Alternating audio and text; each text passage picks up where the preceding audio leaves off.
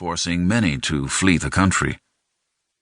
After years of grabbing territory through political chicanery, Adolf Hitler was ready to go to war. His plan? To create a Third Reich, a racially pure Germanic empire in Europe. As the date for the opening attack, an invasion of Poland, neared, scientists attached to the German War Office began research on a revolutionary weapon, a bomb that would draw its destructive power not from the conventional man-made explosives like TNT, but from a primordial energy locked deep inside the uranium atom. No one had ever tried to harness that energy. No one knew if the weapon would work. But if it did, one atomic bomb would be able to destroy an entire city. Loaded into a long-range strategic bomber or onto a guided rocket, it might spread Nazism across the globe. With the world on the brink of war, Werner Heisenberg, a 37-year-old physics professor at the University of Leipzig, a Nobel Prize winner and future architect of Hitler's nascent atom bomb program, boarded an ocean liner and set sail for New York City. Heisenberg was one of the most brilliant physicists of his time.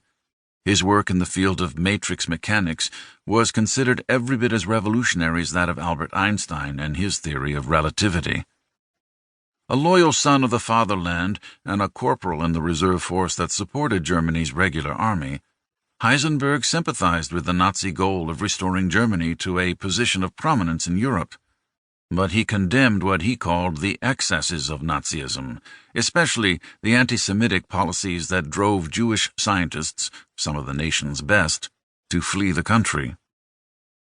At the time, there were only about 100 scientists in the world doing research in Heisenberg's field of theoretical physics. The rise of Nazism had estranged him from that small global community, and he looked forward to seeing old friends. Some he had known since the 1920s, when he was a teaching assistant, and they postdoctoral fellows in Göttingen, Germany. Among them, a 34-year-old Jewish physicist named J. Robert Oppenheimer. Göttingen was the world capital for theoretical physics. Oppenheimer had come there to study in 1927. He had read and admired Heisenberg's work and looked forward to meeting him. Heisenberg was teaching elsewhere at the time, but when he came to the campus for a short visit, Oppenheimer sought him out and introduced himself. Both men had brilliant and original minds. Drawn together by their shared interest, the future rivals developed what may not have been a friendship, but was certainly a relationship built on mutual respect. During his trip, Heisenberg reconnected with another former Göttingen student, Enrico Fermi, a Nobel Prize-winning Italian physicist. Fermi's 7 months at Germany's elite university had been difficult. He felt uncomfortable and insecure. Göttingen attracted the world's brightest physicists, future Nobel laureates like Heisenberg and Wolfgang Pauli. Fermi worried that he would not measure up. Nevertheless, he and Heisenberg became close friends. The two reunited at the University of Michigan in Ann Arbor, where they attended an annual meeting of theoretical physicists. A photo taken at the time captures the moment. It shows them with 3 Michigan faculty members, Samuel Goudsmit, Clarence Yoakum, and Edward Krauss. Goudsmit, another Göttingen graduate, was a close friend of Heisenberg. Heisenberg's last trip to the annual summer meeting was in 1939. 2 years later, the Japanese attack on Pearl Harbor thrust him and his 3 American friends into the front lines of World War II, where they squared off against each other in a race to build the atom bomb.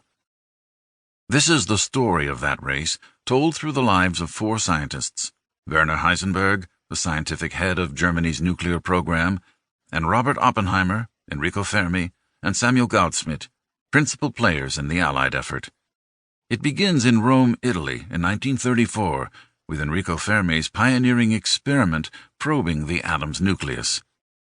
It had been almost 3 decades since Albert Einstein revolutionized atomic physics with his theory that an atom's mass is really energy in a different form.